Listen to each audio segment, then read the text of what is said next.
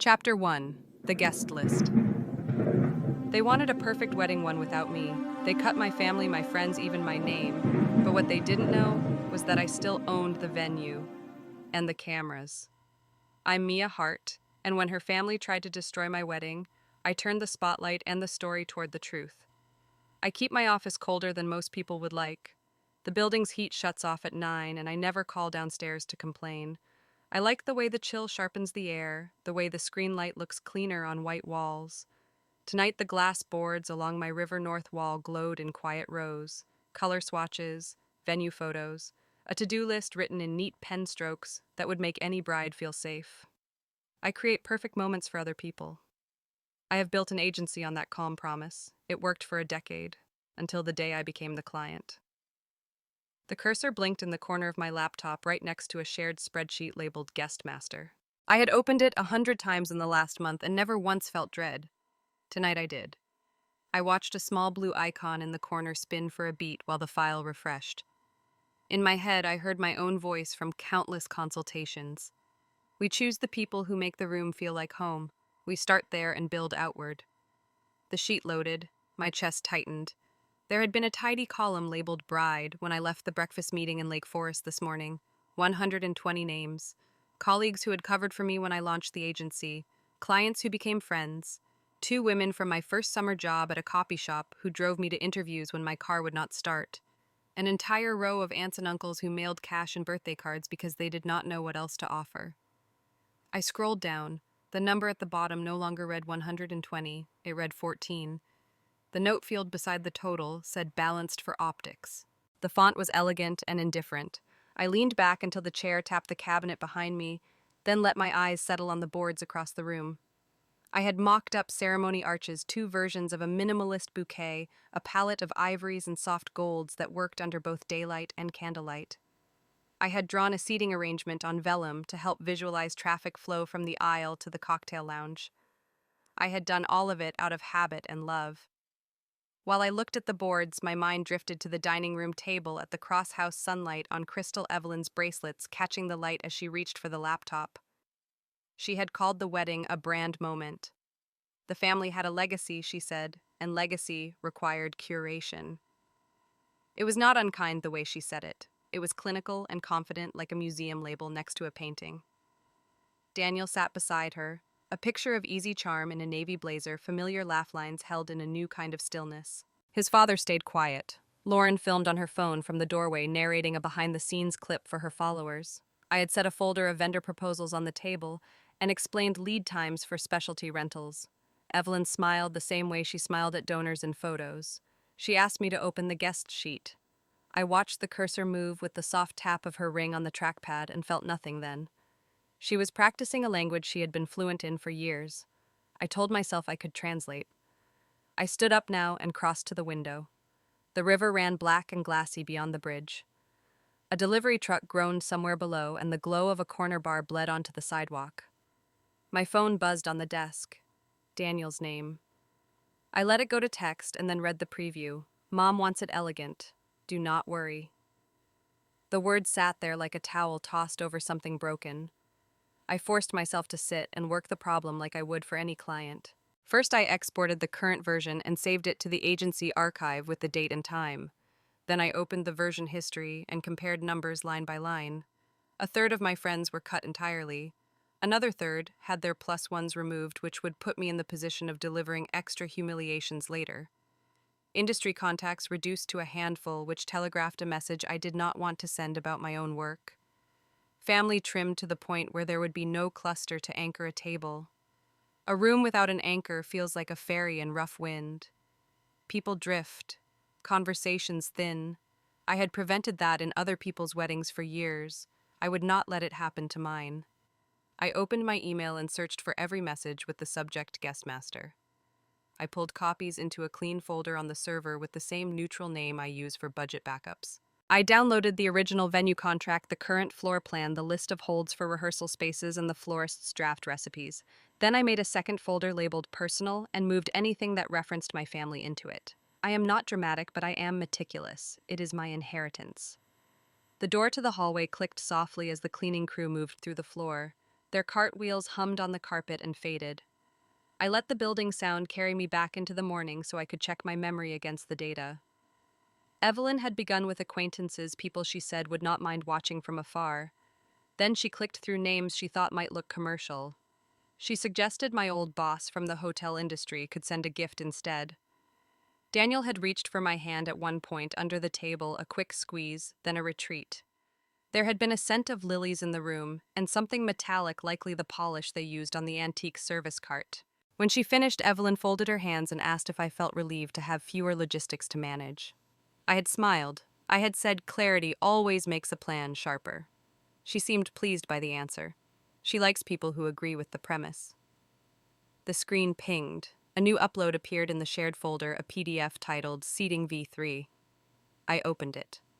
12 rounds for the main hall, a head table at the front, and an overflow section to the side that read guests. My brain registered the absence before my eyes did. There was no bride's family table, no cluster labeled Hartley. In the overflow box, I found my aunt's name attached to a number without a seat assignment. My aunt taught me to sew hems straight when I was 12. The ink looked like it was slipping in water. I lowered the lid of the laptop and let the room go dark except for the city's spill. People talk about anger like a red heat. Mine is colder, a drop in barometric pressure. It pulls the noise out of the air until there is only the outline of what needs doing. I opened the computer again and wrote a list in plain text. Preserve, confirm, rebuild. I included sub-bullets. Save every version in email. Confirm vendor deliverables. Rebuild a seating map that would not insult the people who made me. I wrote Daniel back. I told him I was working late and that the florist needed corrections. I did not mention the guest count. In a perfect world, I would have demanded he step in. The world we were in had told its priorities plainly. He was not cruel. He was conflict averse, and in families like his, conflict aversion often looks like loyalty. I pulled up our agency template for ceremony flow and stripped it down to the bones. Processional count, chair count, aisle width. Then I added a page titled Contingencies and started a new list. I thought about capacity on the 8th floor of the Halcyon and smiled without meaning to. The hotel had given us first refusal on an extra ballroom months ago because I bring them steady business. I had not taken it because I thought it would feel greedy. I highlighted the line and wrote a note to myself with Victor's name in it. I would ask him to review the clause again, the one about priority use, when a concurrent event needed the same service corridor. Not because I planned to fight, because language matters and contracts are a language people like Evelyn respect. My phone buzzed again, a second text from Daniel. He wrote that he would call in the morning and that we were fine. I stared at the word we and let it pass through me like a spoon through honey. I pictured my aunt in a dress she had been altering to fit her new medications, and I pictured the way Evelyn held her coffee cup with two hands like a small ball she owned but did not trust to stay round. I powered the phone down and placed it face down on the desk. At midnight, I drove home through near-empty streets. The city looked tender and ungilded, without foot traffic like a stage set after the crew leaves. I parked on the lower level of my building and took the stairs instead of the elevator. In the loft, I set my bag on the counter and washed my hands until the skin cooled. Then I sat with a yellow legal pad and wrote the names of the 14 people left on my side, one per line. I added the names of the 106 who had been excised in pencil below them, not to punish myself, just to keep them present. I drew a square and wrote the words my family inside it. Then I wrote the words their optics in a box beside it and drew a line between the two. I do not do revenge fantasies, but I do strategy. I printed the original guest list and the new version and clipped them together with the seating plan.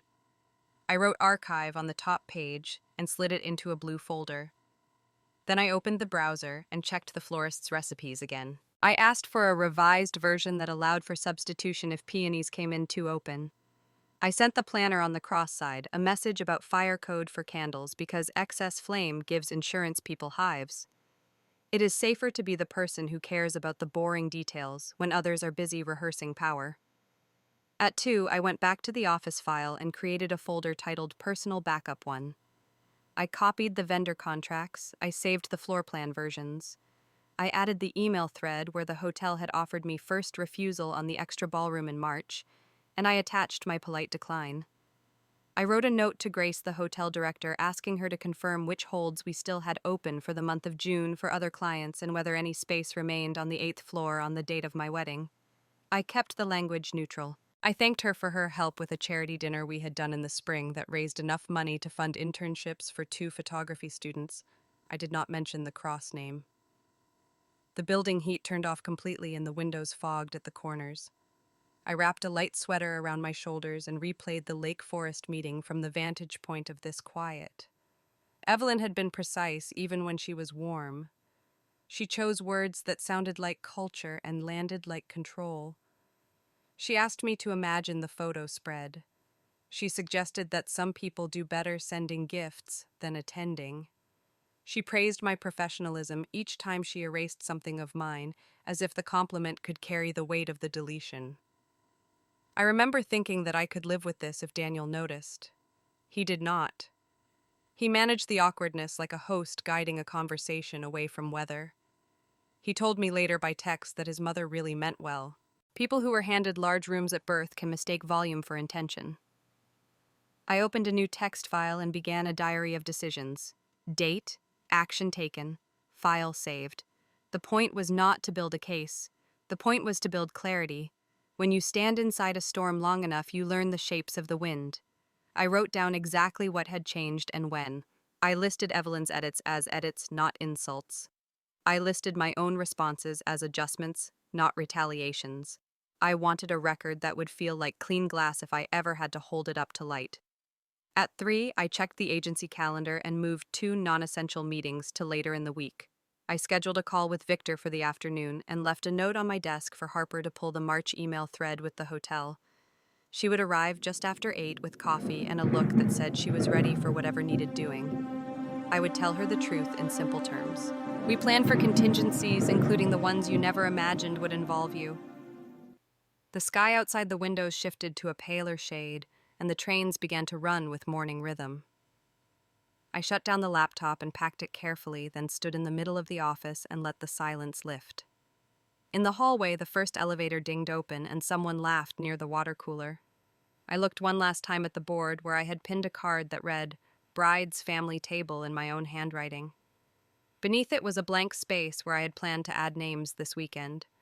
I did not remove the card. I left it there like a lighthouse you can see even when fog closes around you.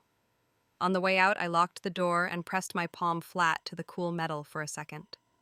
There is a point at the start of any event where the plan still looks like a map, as if you could fold it and tuck it away if you needed to, as if the roads are options rather than commitments. I knew we had already passed that point with the Cross family. They had chosen their road. I would choose mine. I would not beg them to redraw their map. I would draw another and make sure that the people who built me had a place on it. By the time I reached the street, the first bakery on the corner was lifting its gate. The air smelled like butter and wet pavement. I turned my phone back on and watched the notifications climb in small, polite banners. I did not open any of them. I walked toward the river, let the damp heat of summer rise from the grates, and told myself the truth out loud without any decoration. If silence is all they will give me, I will use it to plan. Then I walked faster. I had calls to make when the city woke up. Chapter 2, The Double Event. By the time sunlight filled my apartment, the city was already humming. I sat at the kitchen counter with my laptop open, the scent of burnt coffee rising from the mug beside me. The first call went to the florist, the second to Victor Hale. Victor had been my lawyer for 6 years, a man who spoke in paragraphs but never wasted a word. I told him I wanted to set up a foundation, a real one, not a vanity project. He asked when I needed it active. I said within 2 weeks. He paused, then said that with the right paperwork and a modest mission statement, it could be done. He did not ask why. He never asked why. 3 weeks later, I found myself at the Cross family's Sunday brunch, the kind of gathering that looked like it had been arranged for a magazine spread. The dining room was bright and full of floral scent white china gleaming under the skylight. Evelyn Cross sat at the head of the table, pearls at her collar, her smile composed and steady. She passed a plate of fruit across the table to me. "We'll trim your colleagues, dear. Too commercial." Her tone was light, almost kind. My fork hovered above the plate for a moment before I let it fall. I nodded and said that of course she should do what feels best for the family's vision. She smiled, satisfied, then moved on to discuss the photographer's lighting style. Daniel reached for his water glass and avoided my eyes. His silence was something I had begun to recognize as his version of peacekeeping. He asked if I wanted another mimosa, and I said no thank you. The conversation drifted toward charity galas, art exhibits, and golf tournaments. I chewed a slice of melon and let their world fill the room. I had already begun thinking about my own event. The following morning, I met Victor at his office near the Loop. His desk was covered in organized stacks of documents, each labeled in his neat handwriting. He read the draft I had sent him the night before, adjusting his glasses as he scanned the header, "The Hartley Foundation for Women in Creative Industries." "It's a clean concept," he said. "A real cause will make it bulletproof. You're prepared to fund the first year yourself?" I nodded. The seed money would come from a portion of my agency profits. He looked at me over the rim of his glasses. "Are you planning a launch soon?" I told him the date. He frowned. "Isn't that your wedding day?" I smiled. "It will be a very full weekend." When I left his office, I felt something loosen in my chest. The air outside was heavy with late spring humidity, but it felt clean. I walked along Michigan Avenue, mentally listing what needed to happen next. Website domain, tax ID, bank account, venue booking. Grace Nguyen at the Halcyon Hotel owed me a favor. She'd worked with my agency for years and trusted me to bring business that never caused trouble. I texted her from the sidewalk. "I need to hold the entire 8th floor ballroom for March 2nd, 2024. She replied 2 minutes later. "Done. You want the preemption clause included?" "Always," I wrote back. Back at the office, Harper Lynn looked up from her desk when I walked in. She had a cup of tea steaming beside her keyboard, hair tied back with a pencil shoved through the bun. "Morning, boss. What's on fire?" I told her. Nothing was on fire, just a new project. She looked skeptical. Her eyebrows lifted when I said we'd be running a gala that coincidentally shared a date with my wedding. She set down her cup. "You're serious?" I am. She waited, then asked if Daniel knew. "Not yet." She studied me for a moment, trying to decide if this was vengeance or something quieter. Finally, she said she was in and asked for a file name. I told her to label it Project Balance. The next few days blurred into motion. Between client meetings and vendor calls, Harper and I built a skeleton for the gala. Victor handled registration for the foundation, filing everything through the state portal. Grace emailed a contract confirming the ballroom reservation, complete with the preemption clause that guaranteed first right of use for that date. She included a note at the bottom. "Happy to host you again, Mia. It's been too long since we had an event that actually ran on time." I printed the document and slid it into a folder marked private. Daniel came by the office late that Friday. He leaned on the doorframe while I was finalizing a vendor report. He had that polite hesitation that always came before a question he did not want the answer to. "You've been calm lately," he said. I smiled without looking up. "I'm learning to edit." He stepped closer. "Eat it, what expectations?" He chuckled, not sure if it was a joke. He told me his mother was thrilled with how the seating plan was turning out. I asked if she mentioned who would sit where. He said no, and that I should trust her eye for detail. I nodded. Of course. The following week, Harper joined me for a site visit at the Halcyon. The 8th floor ballroom was being repainted in pale cream, its chandeliers draped in plastic. The space smelled of fresh plaster and lemon cleaner. Grace met us with a clipboard and a smile. We walked through the service corridor, measured ceiling height, checked freight elevator access. Harper scribbled notes beside me, her professional calm slowly giving way to excitement. She whispered, "This could be huge." I told her that it didn't need to be huge. It needed to be clean and truthful. She asked what I meant. I said, "People underestimate the quiet power of being factual." Over lunch at a cafe nearby, Harper pressed for more details. "What exactly are we fundraising for?" I told her about the creative grant program I had once pitched to a client and never launched. It would fund internships and portfolio scholarships for women entering design and media. She nodded, her earlier unease softening into admiration. "I like it," she said. "It's not petty, it's progress." I stirred my iced tea and said that sometimes progress is the best rebuttal. In the evenings, I returned to the agency alone. I reviewed the Cross family's vendor timeline side by side with the foundation schedule. The contrast was almost comical. Their columns were filled with branding consultations and press coordination. Mine listed logistics, community partnerships, seating for real people. Each night I added notes to a private log. I wasn't plotting destruction, I was documenting balance. 2 weeks before the foundation paperwork was finalized, Victor called me from his office. His voice was calm as always, but I could hear the curiosity behind his questions. "You've chosen the same date as your wedding," he said. That could raise eyebrows. I told him I preferred symmetry. He exhaled softly. "Stay factual, stay ethical. That's how you win every argument before it starts." I promised him I would. After we hung up, I printed the conversation summary he sent and placed it in the private folder. By May, the city was warm enough to smell like concrete after rain. The Cross family signed their own venue contract with the Halcyon, unaware that the 8th floor had been booked for months. Their wedding planner sent a mass email announcing the date. I received the copy as part of the vendor network. Harper read it over my shoulder and let out a low whistle. Same hotel, same date, same weekend. I shrugged. Big cities have limited options. She grinned. "That's what you're calling it. Coincidence." I smiled back. Precision. Daniel came home later that night with takeout and an ease he hadn't shown in weeks. He told me his mother had finally settled on an Art Deco theme. "She's proud of you," he said. "She thinks you're handling everything with grace." I said that was nice of her. He hesitated, then added that she wanted me to send my final list by Monday. I told him I would. After dinner, I walked to the window and looked out over the skyline. The glass reflected my face, layered with the city lights. Harper had texted a mock-up of the gala invitation. The design was understated gold lettering on white. The headline read, "The Hartley Foundation presents A Night for Creative Women."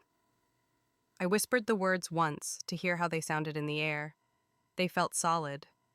Over the next days, Harper assembled the digital guest lists. The first file was labeled Cross Wedding, the second Hartley Gala. She handed me the printouts, 2 columns of names and addresses, one polished, one sincere. I sat at my desk and studied them both, running my finger down each list until the names blurred into patterns. The contrast was stark. On one sheet were people who measured status in dinner parties. On the other, people who built things that lasted. I realized I preferred the latter. Daniel texted the next evening from a dinner meeting. He wrote, "You're taking this all so well." I typed back, "I'm just learning to edit," then set the phone down. It buzzed again, but I didn't check. I had work to finish. The gala outline was nearly complete. Victor sent final confirmation of the foundation's registration. Grace blocked the hotel elevators for the date to keep logistics clean. Harper coordinated volunteers and vendors, quietly through personal email threads, away from the agency accounts. I watched the plan unfold with the detached focus of someone arranging a set for a play that had already been written. One night, Harper looked up from her screen and said, "You're really doing it. What happens when they find out I told her they might never have to?" The truth tends to reveal itself at the right volume. She smiled, then went back to typing. I finished drafting the donor invitations and closed my laptop. When I drove home, the lakefront shimmered under the streetlights, the city's pulse steady and indifferent. I parked near the water and sat for a while, letting the noise of distant traffic fill the car. The world was wide enough for 2 events on one day, one for appearances, one for meaning. I did not need to fight their version. I only needed to make mine undeniable. The next morning, I woke early and made coffee while the windows fogged with summer air. I opened my inbox and found 2 new emails. One from the Cross Planner confirming that my final guest list was due by Monday at noon. The other from Harper's subject line, simple and precise, 2 lists. Attached were both spreadsheets. I clicked them open side by side and felt an odd calm settle through me. 2 lists, 1 lesson. Chapter 3. The Rehearsal. The rehearsal dinner was held on a Friday evening in early June, the air thick with the sweetness of garden roses and polished silver. The Cross estate looked like a painting. Strings of lights stretched across the courtyard, their glow bouncing off the tall glass doors that led to the ballroom. Inside, everything smelled faintly of champagne and expectation. I arrived 5 minutes early, as I always did, and followed the sound of laughter until I found the main dining room. Evelyn stood near the head table, surrounded by her event staff. She was directing them with soft authority, adjusting name cards like they were chess pieces. Daniel caught sight of me first and waved his smile quick and guilty. He came over and kissed my cheek lightly. "Mom's almost done with the seating chart," he said. She just wants everything perfect for tomorrow. I looked at the long table. Each place card shimmered under the light. I'm sure it will be. When we sat down, I noticed my name near the end of the table beside a cousin of Daniel's I had met once at Thanksgiving. The chair beside Daniel, however, bore a name written in bold script: Sabrina Moore. I had not heard the name in years, but I knew it. His ex-girlfriend, a fashion consultant who had once helped the Cross family stage a fundraiser. Evelyn saw my eyes pause on the card and smiled. Oh, Mia Sabrina offered to help coordinate color palettes for the press photos. She has such an eye for refinement. I nodded. That's generous of her. Sabrina appeared moments later wearing a gold dress that seemed designed to catch every camera flash. She greeted Evelyn with a kiss on the cheek, then Daniel with an embrace that lasted a second too long. When she turned to me, she smiled with perfect politeness. Mia, I've heard such lovely things about your agency, she said. Then you've been well informed, I answered, keeping my voice even. Evelyn motioned for everyone to sit. Lauren, Cross phone in hand, was already narrating the evening to her followers. Just a quick look at our family dinner before the big day, she said, tilting her phone toward the table. The ring light clipped to the top glowed in everyone's wine glasses. The meal began with toasts. Evelyn thanked the guests for attending, thanked the chef, thanked the florist, then turned to Daniel. You've chosen a wonderful partner, she said. She has a practical spirit. That's rare these days. The laughter that followed wasn't cruel, but it wasn't kind either. Someone down the table whispered about how impressive it was that I had built a business on my own. Another voice added, she must have started small, maybe those corporate party gigs. The words slid across the table like polished marbles. I lifted my glass. Starting small teaches you precision, I said, smiling just enough. Evelyn's eyes flickered. Sabrina leaned toward Daniel and adjusted his tie, whispering something that made him laugh quietly. A photographer snapped the moment, and I felt the shutter click like a heartbeat. Lauren's camera hovered near the head of the table, catching snippets of chatter. Mom, tell them about the theme, she said. Evelyn laughed softly. We wanted a wedding that feels timeless. Clean lines, rich materials, no clutter. We can't fill the hall with her kind. The phrase came out so smoothly that it took a second to land. Conversation faltered, then resumed in a polite rush. I set down my fork carefully, keeping my expression still. Lauren's camera had caught it all, her stream still running live. Someone to my right asked if I was planning to keep my last name after the wedding. Another joked that it might look more elegant if I didn't. I smiled again, a reflex I had perfected over years of client diplomacy. Tradition has many definitions, I said. The tone was calm enough to sound like agreement, though I felt Harper's voice in my head telling me to breathe. The waiter refilled my glass. Sabrina asked Evelyn if the family portraits would be taken before or after the ceremony. Evelyn replied that the schedule was flexible, but the family grouping would be small. Just the cross line, she said. Her hand fluttered in a delicate circle like she was erasing the air around me. Daniel leaned toward me, voice low. Don't take it personally. She's just particular about symmetry in photos. I know, I said. She's consistent. Lauren's phone buzzed nonstop as the comments poured in. From my seat, I could see flashes of text appear on the screen. Did she really say that one comment read? Another wow. I thought this was a brand dinner, not a wedding. Lauren frowned at the phone and muttered, people are too sensitive. Dessert arrived, delicate little towers of lemon mousse. I barely touched mine. I excused myself before the speeches ended and stepped outside into the courtyard. The air was cooler and the sound of laughter behind me felt far away. I stood near the hedge where the light from inside faded into shadow. For a long time I watched the reflection of the chandeliers in the pool, letting the calm settle again. My phone buzzed. It was Harper. Are you watching the live stream? She asked. I'm living it, I said. She hesitated. The comments are brutal. People are clipping the part where Evelyn talks about your kind. It's trending. I closed my eyes for a moment. Let them talk. Everything they're saying is public. After a while, I went back inside. The dinner had moved into the toast portion again. Daniel's father was giving a speech about legacy and the power of good partnerships. I sat quietly through it all, smiling when the room expected me to smile. When it ended, I said my goodbyes, thanked the staff, and slipped out before anyone noticed. In the car, I replayed the evening in my mind. The room, the light, the laughter, every word chosen like a scalpel. I wasn't angry anymore. I was recording. The drive back to the city took less than an hour. The streets near my apartment glowed with a summer haze. I parked, went upstairs, and opened my laptop. The live stream had already been archived. The clip of Evelyn's comment was everywhere, embedded in short reaction videos. Harper had texted screenshots of viewer counts. I downloaded the full stream and saved it to a private folder. I captured the comments that mentioned the exact timestamp, the ones that quoted the phrase verbatim.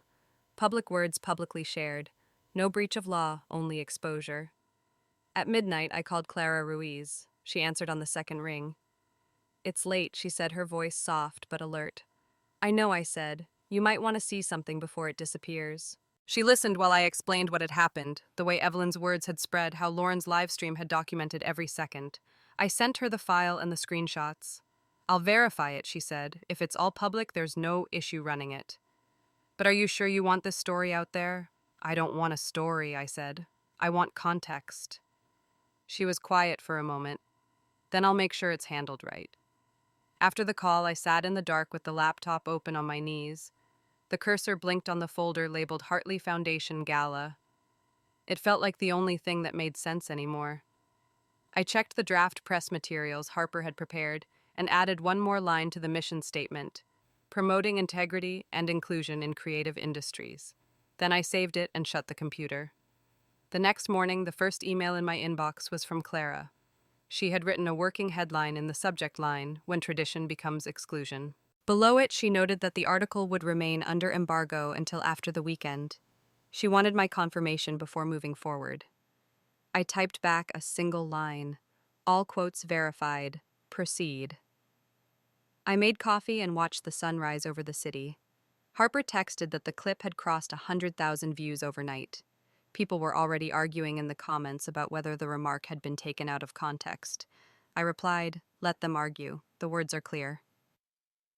By mid-morning, my phone buzzed again. Daniel's name flashed on the screen. I answered. "Mia." "I'm sorry about last night," he said. "Mom's comments were misunderstood. She didn't mean it the way it sounded." "She meant it exactly the way it sounded," I said quietly. He sighed. "Please don't make this bigger than it is. We're almost there. Just one more day." "I'm not making it bigger," I said. "I'm just keeping it honest." He hesitated. "You're so calm, it's unnerving." I smiled, though he couldn't see it. Calm is preparation. After the call, I opened the document folder again and rearranged the files by date. Every piece fit neatly into place. The gala was on track, the foundation's registration completed, and the Cross family's world had already begun to shift under the weight of its own reflection. I didn't need to move a muscle. The truth was doing the work for me. That evening, Harper stopped by my apartment with takeout. She set the bags on the counter and looked at me like she was searching for cracks. "Are you okay?" she asked. "I'm fine," I said. "You saw the footage. They performed for the cameras. I simply let the audience watch." She nodded slowly, then handed me a fork. We ate in silence while the city outside shimmered with light, each window holding a different story, each one waiting for its audience. Chapter 4: The Wedding Day. Morning light spilled across the Chicago skyline, sharp and gold against the glass. From the top floor of the Halcyon Hotel, I could see the city beginning its weekend rhythm. Downstairs, the lobby was already alive with movement. Florists carried crates of white roses through the revolving doors. Camera crews unloaded tripods, and the smell of polished marble hung in the air. I arrived before 8, my press badge clipped to my jacket, a clipboard in my hand like any other coordinator. Grace and Gwen met me near the service elevators, her hair pulled back neatly, her face calm but alert. She had managed hundreds of events here, but this one was different. She led me to the ballroom reserved for the Hartley Foundation Gala. Inside, the air was cool and faintly perfumed with cedar and new fabric. Staff were laying down tablecloths, aligning chairs, checking audio. Everything was exactly on schedule. "Permits are cleared," Grace said, scanning her notes.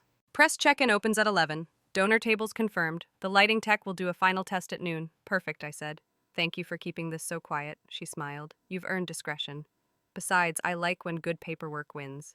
Victor Hale had sent over the final legal confirmations the night before, ensuring the Foundation's preemption clause was binding and visible in the hotel's master schedule. The 8th floor was ours. No one could question it. At 9:30, I walked the perimeter of the room, testing sightlines, adjusting floral arrangements, making sure every detail matched the brief Harper and I had built. Harper was already at the entrance, checking lists with a headset on, her voice steady and professional. All donors confirmed, she said when I joined her. Press badges printed seating cards in order. The volunteers know not to engage with anyone from the cross event unless it's hotel staff. Good, I said. Today we stay polite. Let them wonder. Downstairs, another ballroom was taking shape. I caught a glimpse of it when the elevator doors opened at the wrong floor. A marble aisle stretched across the room like a runway. Ivory drapes framed the walls, and a media backdrop stood ready for photographs. Evelyn's voice floated across the space, brisk and commanding.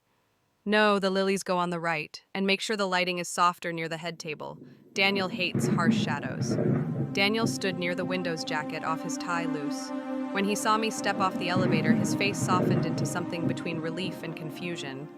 You're early, he said. You should be upstairs getting ready. I already am, I said. He glanced past me toward the elevators, unsure what I meant. Mom wanted to confirm the press timing with you. She said some reporters asked about overlap with another event tonight. I smiled. There are always overlaps in this city. The Halcyon hosts 3 weddings a weekend, nothing unusual. Before he could say more, Evelyn approached immaculate in a cream suit. Mia, I need your help with the photographer's contract. He's insisting on extra lighting for the evening shots. I can take a look, I said. But I'm sure the terms are clear. They're not clear enough, she said, her smile precise. Clarity is essential for our image. I held her gaze for a moment. Yes, I agree. Clarity always is. I excused myself before the conversation could stretch thinner. Back upstairs, Harper was adjusting the welcome banner near the entrance. The words, "The Hartley Foundation Gala," shimmered in gold script under the soft white light. I stood there a moment watching the letters settle into focus. Every stroke felt earned. By noon, the lobby began to shift. Guests dressed for the wedding moved through the elevators, their chatter echoing through the hallways, but another current had started. Journalists and influencers arrived at the check-in table with printed invitations bearing the foundation's seal. Grace coordinated them quietly, directing them toward the gala ballroom. A few paused, glancing at the wedding signs, confused. Then they followed her instructions upstairs. At 12:15, Harper came over, tablet in hand. First wave of guests has arrived. We're at capacity for early check-in. Any issues, I asked. One of the cross photographers tried to access this floor, she said. Grace handled it. She told him this level is reserved for the foundation under a preemption clause. I smiled. Grace is unshakable. Downstairs, Evelyn's world was unraveling by the minute. Daniel's messages pinged on my phone, each one more strained than the last. Mia, have you seen the news? Some guests are canceling. Several sponsors backed out this morning. Mom's asking where half the press went. I didn't respond. I turned my phone face down on the table beside the stage where a row of microphones waited for me. The chatter in the ballroom grew warm and alive. The air buzzed with conversation, the soft clink of glasses, and the rhythm of photographers setting up equipment. Everything I had built moved on its own momentum now. I didn't need to steer it. At 12:30, Lauren began her live stream from the wedding downstairs. The comments section lit up quickly. Why are half the seats empty? Where's the bride? Is that noise from another event next door? On another screen in the gala lobby, Harper scrolled through the reactions. It's happening, she whispered. The feed is blowing up. I nodded once. Stay professional. No comments from us. At 12:45, Clara Ruiz's article went live. The headline spread across every news feed within minutes. Inside the cross wedding, when image outshines integrity. The piece was factual, measured, relentless. It detailed the guest list controversy, quoted Evelyn's recorded remarks from the rehearsal, and contrasted the family's obsession with image against the quiet emergence of a new foundation focused on inclusion. Clara didn't mention me by name until the final paragraph. Sometimes the most elegant rebuttal is creation itself. Downstairs, chaos followed quickly. Grace's radio buzzed with calls from the main ballroom. Mrs. Cross is demanding to see management, one voice said. She says her event is being disrupted. Grace turned down the volume and looked at me. I'll handle it. She took the elevator down while Harper and I continued to greet arrivals. Minutes later, Grace returned, her expression unbothered. She asked for the ballroom on this floor, Grace said quietly. I informed her it was booked in March by the Hartley Foundation under a binding preemption clause. She requested to override the order. I showed her Victor's signed documentation and hotel policy. She wasn't pleased. I felt a faint ache of sympathy. Then I let it pass. Did she understand? She understands, Grace said. She just doesn't accept. At 1, the gala officially began. Music drifted from the stage soft piano under the murmur of voices. Michael Carter, the PR executive overseeing media coordination, approached with a clipboard. "Statements ready," he said. "If the press asks, we'll say no comment on private events. Tonight's gala celebrates women in creative industries. Simple and clean." "Perfect," I said. "Let it stay that way." He gave me a small nod and disappeared into the crowd. Flashbulbs began to pop, first tentatively, then in quick rhythm as more cameras turned toward the stage. Harper handed me the microphone. "You're on." I stepped onto the stage, the lights warm against my face. The room fell into a calm hush. Rows of faces looked up, expectant but kind. I took a slow breath. "Thank you all for being here tonight," I began. "When we first imagined this foundation, the goal was simple. We wanted to make sure no one's name was ever left off the list again. Not in business, not in art, not in life." Applause rose soft at first, then building. I continued speaking about the grants, the partnerships, the stories of women who had worked in silence too long. The words came easily, not rehearsed, just true. When I finished, the room stood with me. Across the hallway, the muffled sound of commotion echoed faintly through the walls. Reporters drifted from the wedding to the gala, drawn by the energy. Cameras turned, flashes burst brighter. Somewhere in the mix of sound and light, I caught Harper's eyes. She was smiling, tears barely visible. By evening, the ballroom glowed. Guests lingered at tables, laughter rising over music. Clara approached briefly, notebook in hand, just to say congratulations. "You changed the narrative," she whispered. I thanked her and turned back toward the stage where the donors were raising glasses. Later, as the crowd thinned, I walked to the entrance and looked across the hall. The double doors of the cross ballroom were half closed. Through the small glass panels, I saw empty tables, untouched champagne, a photographer packing his lights. The marble aisle gleamed under the dimmed chandeliers, waiting for a ceremony that had never begun. The hotel hallway between the two rooms was quiet, except for the hum of air conditioning. On one side, noise and warmth. On the other, silence. I stood there a moment, feeling the symmetry of it all. It was not victory, not even satisfaction. It was balance. I turned back to the gala where Harper was gathering notes and staff were clearing tables. "Everything good?" I asked. "Perfect," she said. "We hit capacity, press coverage is positive, and the hashtag is trending. What's the number? 2.3 million in less than 48 hours. I nodded. "Let's clean up," she grinned. "You realize this is history, right?" "Maybe," I said. "Or maybe it's just the truth catching up." When the last of the guests had gone, I walked through the quiet ballroom one more time. The candles flickered low, the tables gleamed, and the city lights spilled through the tall windows. I could hear the faint hum of traffic below, steady and indifferent. I placed my hand on the edge of the stage and let out a long breath I hadn't realized I'd been holding. The room still felt alive but calm, as if it had fulfilled its purpose. Grace appeared at the doorway, clipboard in hand. Everything closed properly. Security logs clear. No issues. "Thank you," I said, "for everything." She smiled. "You handled it with more grace than most people I've seen in my 20 years here." I returned the smile. "It's all in the paperwork." When she left, I walked once more to the hallway and looked at the closed doors opposite mine. 2 rooms. 2 visions. One still beating, one finished before it began.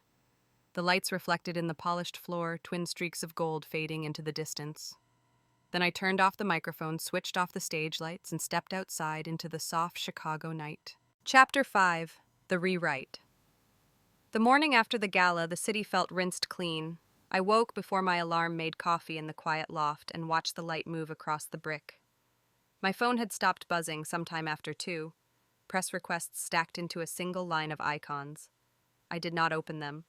I ironed a white blouse, tied my hair back, and walked to the office while the river still looked like steel. 1 month later, the headlines did the work for me. The Cross wedding collapse. When reputation meets reality. Society pages that once staged the family as patrons now carried polite retractions. Evelyn resigned from 2 arts boards without comment. Daniel took leave from Cross and Vale. The world did not explode. It adjusted. In my office, the air smelled like paper and lemon oil. Harper stood beside the big table with an intern I had hired after the gala, a quiet young woman with dark curls named Fiona Marks. Rolls of poster paper lined the edge of the table. Harper handed me a print with careful fingers. The rewritten list initiative. The font was clean, the gold was soft. Fiona looked up from her cutting mat. Her voice was small but steady. Do you want the tagline at the bottom or the top? Bottom, I said. Let the name breathe. Harper tapped her pen against her notebook. We have the registration certificate. The bank account is open. The first mentorship cohort can start in September if we confirm partner studios, who said yes 3 design firms and a photo lab. The lab wants to provide workspace and a stipend. I told them we would handle the selection process. I nodded. The calm that had carried me through those weeks had not left. It had simply changed shape. I walked to the window and watched a tour boat slip under the bridge. Then I turned back to the posters and helped Harper center the letters. The mail arrived before noon. Bills went into one stack and notes into another. Most were from women I did not know, written in the careful script of people who do not write often. One envelope was thick cream, my name pressed in black. The handwriting on the back was familiar. Inside was a single card. I misjudged you. I thought control was security. I was wrong. No signature, just the silver crest of a family that had forgotten the difference between image and love. I set the card in a folder labeled correspondence. I did not feel triumph. I felt a small mercy, thin and real. Daniel called that afternoon. I let it go to voicemail, then listened with the volume low. His voice sounded tired and young. Mia, I should have defended you. I kept thinking things would smooth out if I stood in the middle. I see now that standing in the middle is not the same as standing with someone. I am sorry. He paused. The silence hummed. If you ever want to talk, I am here. I left the message unreturned for the hour it took to finish layout on the mentorship pamphlet. Then I called him back. He answered on the first ring. I heard your message, I said. Thank you. I do not expect anything, he said. I just wanted you to hear me say it. You did not have to fight for me, Daniel, I said. You just had to stand beside me. He breathed in.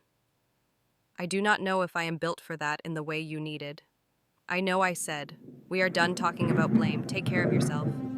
When I hung up, I felt a lightness that was not joy and not grief. It was the feeling of a door closing with a gentle latch. Harper glanced up, gauged my face, and did not ask questions. She slid a stack of flyers toward me instead. Fiona mocked up a schedule for the first workshop, she said. Portfolio reviews, contract basics, studio etiquette. We added a session on boundaries. Fiona looked nervous. I thought boundaries mattered. They do, I said. Keep it. The first mentorship evening felt like an opening night without the cameras. 10 women sat in a semicircle of folding chairs, while a photographer named Alma showed contact sheets and talked about how she had learned to charge for her time. A designer named Tessa explained how to negotiate without apologizing. I poured coffee and listened to the rhythm of questions. At the end, a young painter thanked me and said she had always loved the idea of the list at a wedding because it meant someone thought about where you should sit. She said she had never been on the right list. I told her she had always belonged. She just needed a room that knew it. The next week, Lauren emailed me. The subject line was simple. I am sorry. Her note was careful and human. She wrote that she had wanted to help her family and instead had put a light on the ugliest parts. She said she wished she had not been so eager to film everything. She said she hoped I found peace. I wrote back one sentence. Truth deserves daylight. 2 days later, Harper burst into my office holding her phone like a small bird. You need to see this, she said. Chicago Gazette just posted their annual list. We stood shoulder to shoulder in front of her screen. One of the year's most influential women in business ethics. My name sat in a row with lawyers and activists, and a school principal who had turned a failing program into a pipeline of scholarships. The blurb under my name was brief. It said I had built a foundation that modeled what dignity looked like when it acted. Fiona clapped her hands once shy and pleased. We should bring cookies, she said. To the next session. We will, I said. Good ones. By late afternoon, the office settled into a content rhythm. Fiona trimmed edges. Harper drafted emails. I reviewed a proposal from a partner firm willing to sponsor equipment for our interns. The sun moved across the floor in a long rectangle of warm light. In the middle of that quiet, the intercom buzzed. Grace from the Halcyon was downstairs. She wanted to drop off a package. I told her to come up. Grace walked in with a small box and that unflappable smile. Housekeeping found this in a backstage cabinet after the gala, she said. I assumed it belonged to you. Inside the box was the small brass plate we had used on the podium, the Hartley Foundation. I set it on the shelf above my desk where my first business card sat, framed in a cheap black frame. Grace declined coffee, checked her watch, and said she needed to get back. At the door, she paused. You ran a clean room, Mia, she said. If you ever want the 8th floor again, it will be waiting. Thank you, I said, for trusting the paperwork. She laughed.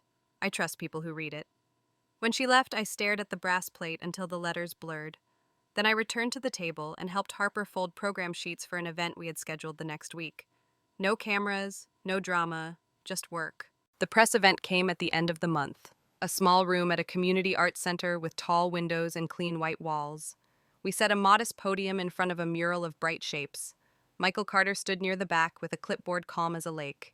He nodded when he saw me and handed me a one-page statement. If they ask about the Cross family, he said no comment. Keep it on mission. I will, I said. The room filled slowly. Reporters from local outlets, 2 from national magazines, a camera crew from a morning show set up in the corner. Donors took their seats without fuss. Alumni from our first mentorship cohort stood near the windows like a flock about to take flight. Harper clipped a small mic to my collar. You okay? She asked.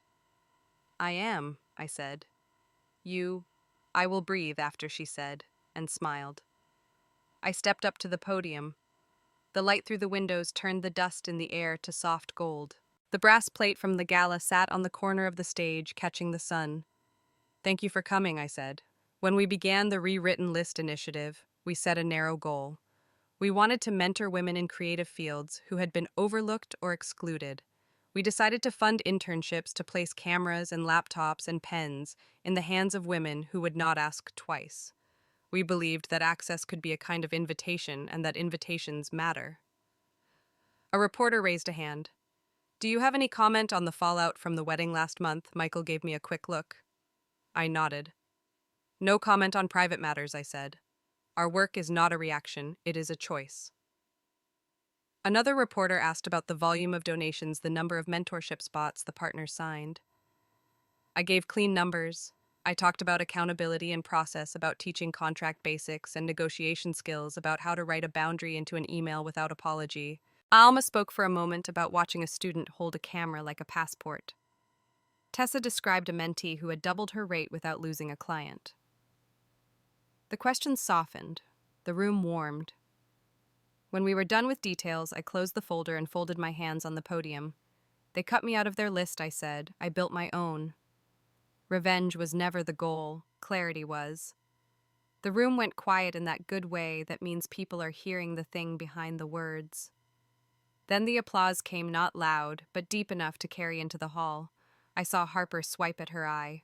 Fiona clasped both hands together and looked at the floor like she had seen a comet. After the event, the donors shook hands. Reporters packed their gear. The building settled back into its normal heartbeat. Michael found me near the window and handed me a copy of the statement. You kept it clean, he said. That was the point, I said. We walked outside together. The air was warm and kind, the street noise gentle, the city forgiving. After he left, I stood on the steps and watched the sun shift across the crosswalk. My phone buzzed with messages. Congratulations. Proud of you. Do you have room for one more mentee? I replied to each one with a line or two and then slipped the phone back into my bag.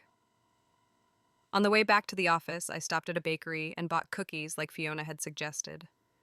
The woman at the counter asked what we were celebrating. I said we were celebrating a list. She laughed like she understood and added 2 extra cookies in a small white bag. At the office, the light in the hallway was thin and soft. Harper and Fiona were still there, heads together over a spreadsheet. I set the box on the table and opened the lid. The smell of buttered sugar filled the room. Fiona smiled. You did not have to. I wanted to, I said. We ate cookies on paper napkins, the kind that fall apart if you breathe too hard. Harper raised hers in a little toast. To clarity, she said. To clarity, I said, and took a bite. The evening thinned. We packed up slowly, forgetting nothing, leaving the table clean. Before we turned off the lights, I took the brass plate from the shelf and set it in the center of the table. I looked around the room that had seen me plan for other people for years and finally seen me plan for myself. On the walk home, the river caught the last of the sun in a ribbon of light. The bridge lifted to let a tour boat through and then lowered again with a soft groan. A couple walked past me holding hands. A bus hissed to a stop. Ordinary sounds. Ordinary peace. I stopped at the rail and leaned forward until I could see my reflection tremble. I thought about the guest list spread on my desk months ago, the way the number at the bottom dropped without warning. I thought about chairs and tables and names and doors. The map I had drawn fit the road I had taken. It carried me here. If anyone ever tries to erase your name, do not beg to be added back. Write your own list and make it matter. Stay with me for the next story. Tell me yours.